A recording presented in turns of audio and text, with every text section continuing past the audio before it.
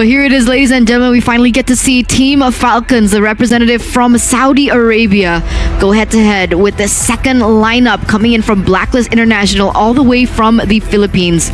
With a heavy dive composition from Blacklist, will Team Falcons be able to defend the aggression coming in? But unfortunately, ladies and gentlemen, we are going to go to a technical pause. I mean, back in the day, Maro was a legend on the Franco. He was a legend, but you know who else is a legend? Who? Dominic. Wow. Gold medalist SEA Games already diving deep into enemy lines. My God, what an impressive force. Buying so much time and space for the team. You can see that Team Falcons had to rotate 3 members up top to keep him at bay. My Lord. I like this name, by the way. Good Night. It'll give me a lot of creativity to cast later on if it is actually a good night for them.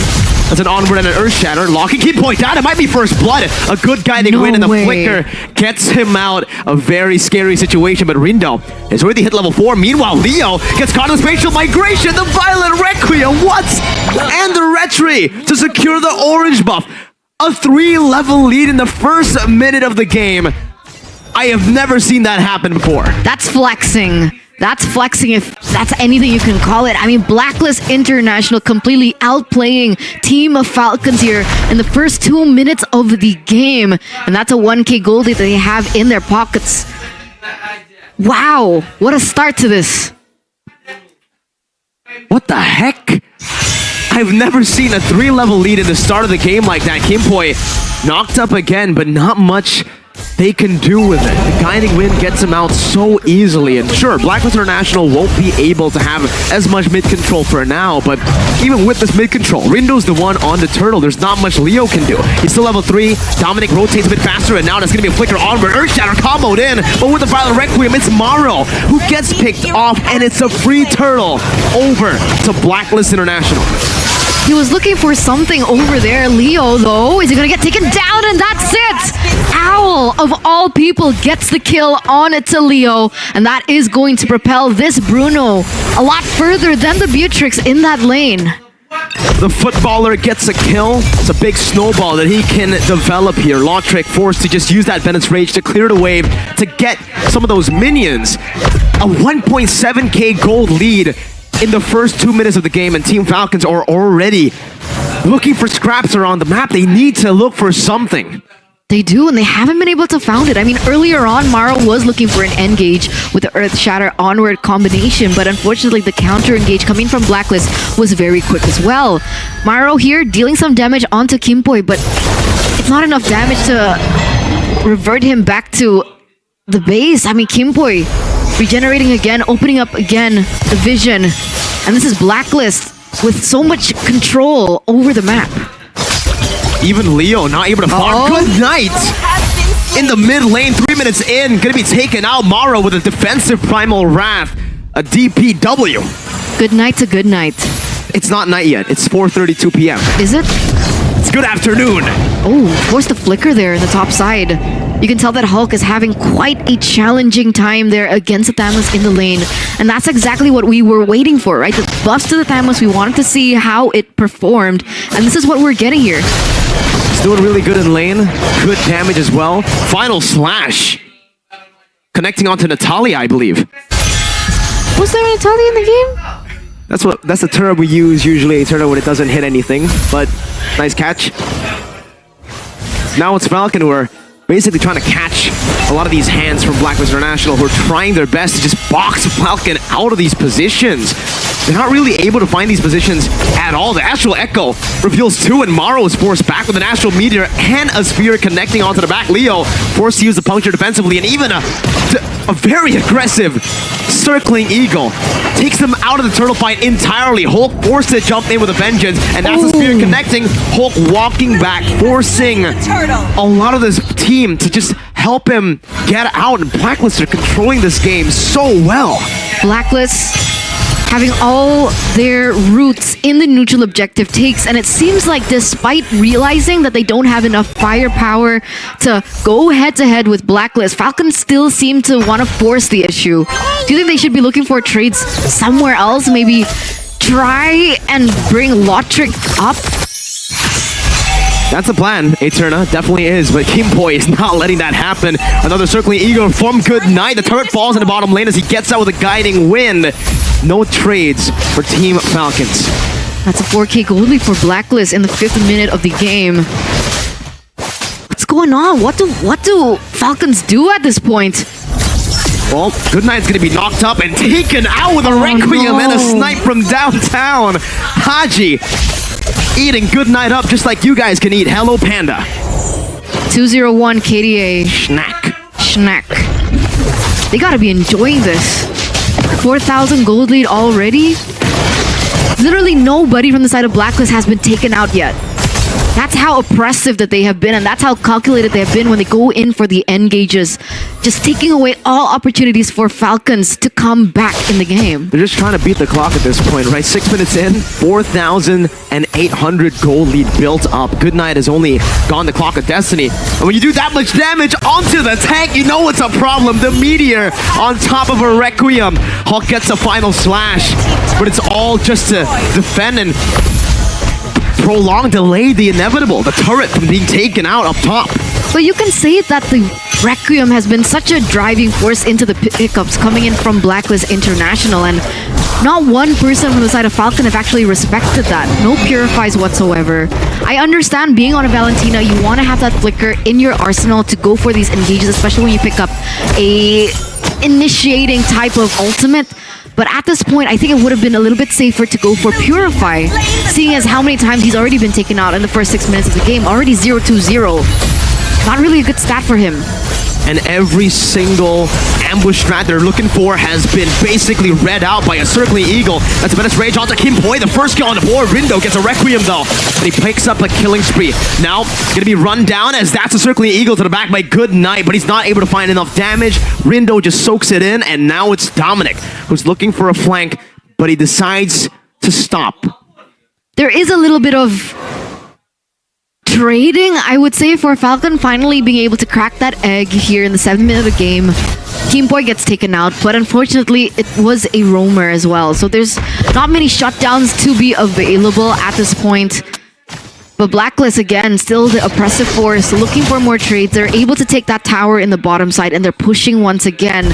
I don't know if Hulk can actually protect this, and I don't know if he wants to, right? Kimboy on the Matilda, it's going to be so easy for him to dive in and dive out, weave in and weave out of these engages, being the sole protector of his team. And Rindo again? Spatial migration and a violent Requiem again with Matilda Airlines to top it off. And a Retribution steal. Dominic as well in the back, just flanking, zoning for the turret to be taken down in the mid lane. Board free, another spatial migration. Not enough damage, but they've done enough emotional damage to push and shove Falcons back to their base. Turret damage as well. Another turret does fall in the top side here for Blacklist International. Up until this point, the Saudi Arabian representatives, Falcons Esports, has yet to touch a single turret from Blacklist. It's almost a 10k gold lead for Blacklist. In the 8th minute of the game, they've beaten the clock at this point. And Dominic's not even letting Leo get free farm. No free farm for any one of the members from Team Falcons. He might actually just lose out even more with the bottom lane getting shoved in. I don't think Falcons can even take Dominic down with one member. They cannot, like, match Dominic's presence with one member. They have to send at least 3. But by that time, Blacklist will just get a free neutral objective. Leo walks up and gets taken out like it's nothing. Chain CC'd on a Lancelot with a lot of unstoppable, untargetable abilities. He still gets one shot. What was the plan, right? You're already 4 levels below. If you wanted to look for a steal, it was still so far off. It's even a 90-10 steal. Yeah. Exactly. The possibility of being able to steal with a 4-level deficit against the enemy jungler, that's a 10% chance, basically. So I don't understand what the plan was. Why did he dive in there? Well, obviously, they're getting desperate at this point, right? They haven't even hit the 10-minute mark, and they've already lost so much spatial migration as the replay comes in. And my oh my, there's a little bit of an engage happening in the mid lane. No kills, however. Let's take a look at the replay again. Yeah, you're right. Leo it felt like they were just getting desperate. They wanted to get an opening. They wanted to look for a steal, but they just couldn't find it. It looks like a tilt. It looks like a tilt. It looks like a wrong, A misstep. a wrong calculative decision. Like it wasn't calculated properly, and that's the result that you were given. Leo unfortunately was taken out, and this Lord is going to be marching down on the top side. This might be the final push. It actually might be with the First Lord. It's very rare that we see a First Lord final push, but in 10 minutes, it's an 11,000 gold lead. Falcons still able to evade from the inevitable end. Before now, I feel Almost like 12K. exactly with that gold lead, they're kind of just relying on Blacklist to make a mistake here, right? What other proactive movements can they make? They can name the hero and win 4,000 diamonds. Just like the people back at home? Exactly. What's that hero? It's Diggy. Diggy was banned, no. Okay. Who wasn't banned? Diamonds? Farsa. Yeah, I mean, technically you're right. Farsa wasn't banned. Could be Farsa. Leo has completed the Thunder Belt. Dominic is opening up the map like it's his part of the map, right? At this point on the Stamens, is he even killable? Doesn't look like it so far. Does Falcon have enough just raw damage at this point, being so far behind? I guess we'll get to Wow. a little sneak peek into the items from the Valentina. Not near as ready. The Beatrix has the raw damage, but what about the penetration? For Blacklist, I don't even think they need penetration at this point. The Falcons frontliners they don't even have enough gold to actually pose a threat defensively. Window just jumps in like it's nothing, pops in the Requiem, jumps out. Doesn't even matter. He wasted a big resource, but at this point, as long as they keep Falcons at bay, as long as they continue to freeze the waves, it'll always be a small win for Blacklist. Matilda's just... It's a force. It's a force to be reckoned with. It's an airline, right? Because even earlier on, the amount of times that Kimboy has been able to save his friend's skin, that was even before he was able to secure the Flask of the Oasis. Now he has it, so it's going to be that much harder for Falcons to look for the opening that they so rightly deserve. Okay. Leo? Another chance to try to look for a steal, but the Astral Echo reveals all four of them, and Leo gets zoned away before he can even do anything to the Lord. Still a puncture ready, but I don't think Leo wants to go for it. It's an easy take for Blacklist, and a good trade, actually, from Falcons. This is the only trade he can get. It's not a good trade on paper, but considering the situation Falcons have been placed in by Blacklist, that's the first turret in the game, first objective for Falcons. Those were the kind of plays that I really was expecting from Falcons when they were already behind like 5K, 6K gold. It took them this long for them to go like, all right, hey, Blacklist, they're playing with fire. Let's not fight fire with fire. Let's look for something else. Let's look for water. Let's look for water. Look for something else on the map. Don't try to go head-to-head with them. And they do finally get a little bit in exchange. I understand, like you mentioned, it's not the best trade that they can get, but it's literally the only choice they got at this moment, right? They can maybe perhaps utilize Leo to go for a split. Even that is quite difficult with how pressuring Dominic is. But what? Final Requiem with a spatial migration only onto Hulk, now caught in Earth Shatter. The turret's gonna be falling down. The Rindo actually gets down, and the final slash connects onto Owl, but he's still free hitting. Somehow, some way, Leo forced back all the way inside of the base, and Team Falcons are looking for a defense that might not be possible at this point. Bennett's Rage used up onto Hulk. The Imperial's Passion canceled out by a circling Eagle, and Owl is just free hitting, taking them down one by one. It's a double kill, a desperate Earth Shatter Flicker combo as Owl picks up a triple, and it's a Maniac Savage! Not in time. Blacklist gets the win early. The first Maniac of MPLI 2023 goes to the Filipino representatives, Blacklist International.